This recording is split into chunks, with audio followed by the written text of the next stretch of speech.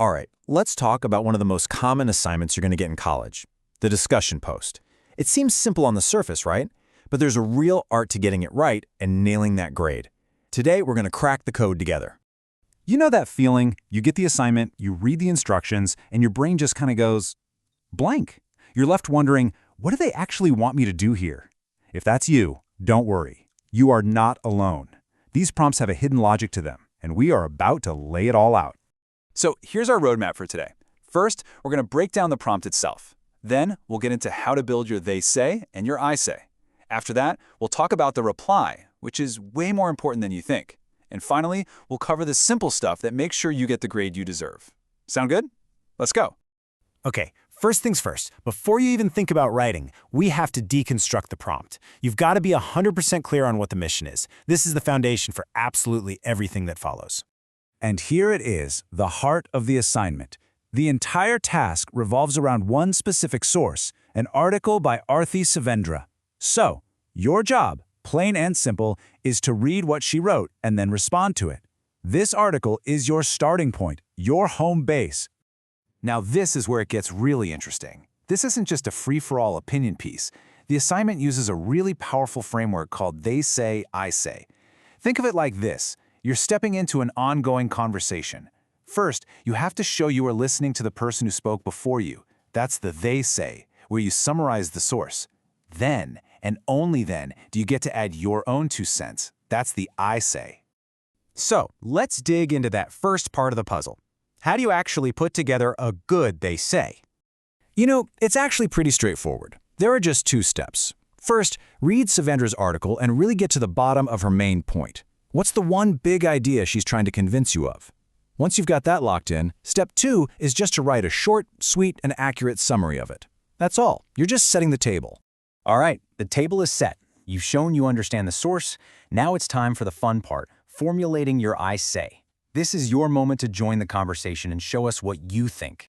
This breaks it down perfectly. You've got Savendra's view on one side, that's your they say, and on the other, you've got your response, the I say. And here's the key. You need to take a clear stance. Do you agree with what she's saying? Do you disagree? Or is it more complicated? Maybe a bit of both. Whatever you pick, you can't just leave it there. You have to back it up with a reason or two that explains why you think that way. And oh, don't forget the practical stuff. The prompt asks for 250 to 300 words for this initial post. Now that's not just a friendly suggestion, it's a requirement. If you're way under or way over, you could easily lose points. So keep an eye on that word count. Okay, so you've written your brilliant initial post. You hit the word count. You're done, right? Not so fast. We have to talk about the reply. Because a great reply turns this from a homework assignment into a real, living conversation. I mean, the prompt tells us exactly what to do right here. Your goal is to start a conversation. You want the person you're replying to read your comment and think, oh, that's interesting. I want to say something back.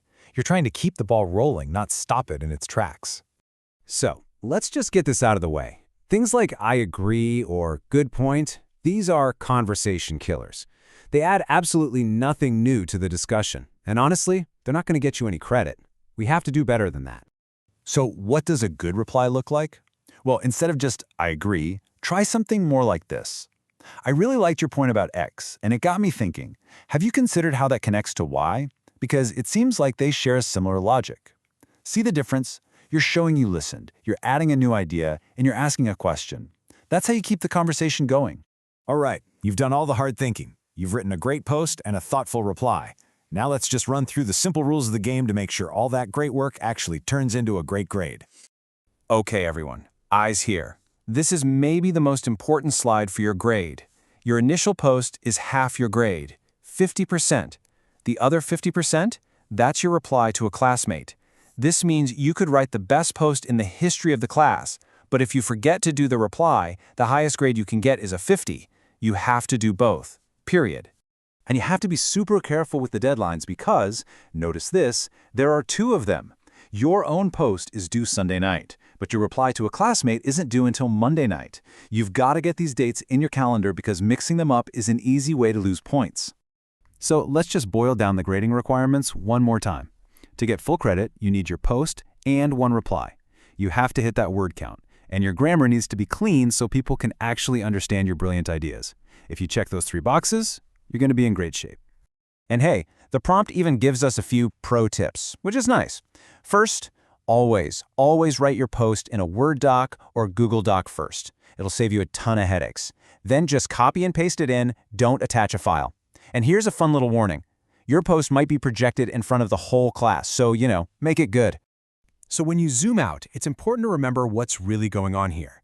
You're not just completing an assignment to get points. You're practicing how to join a serious academic conversation, and that's a skill that's going to serve you well long after this class is over. Which really leads us to the final big question. What's the point of all this? Is it just about the grade? Nah. The real goal is learning how to listen carefully to what someone else is saying, summarize their ideas fairly, and then add your own thoughtful, well-reasoned perspective. And believe me, that is a superpower in any field.